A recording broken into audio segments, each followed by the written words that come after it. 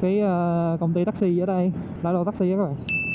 Taxi là chạy Lâm Đồng á, này cũng có chạy tỉnh khác nữa.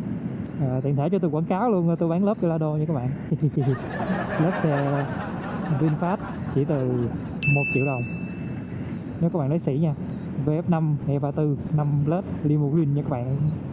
Lớp có thể đi được trên xe xăng và xe điện nha anh em chạy dịch vụ, có thể cân nhắc.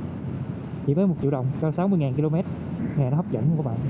Làm cái tội gì đâu không biết có bạn nào cảm thấy giống mình không? Có đoạn này giống như nó là cái lời chào cũng như lời tạm biệt của mình đối với Đà Lạt vậy á. Mình lên đây giờ này là sáng sớm thì giống như là Đà Lạt hay chào mình các bạn. Mình về thì buổi chiều hoàng hôn, Đà Lạt tạm biệt mình bằng một cái hoàng hôn thật là đẹp, lần nào cũng vậy.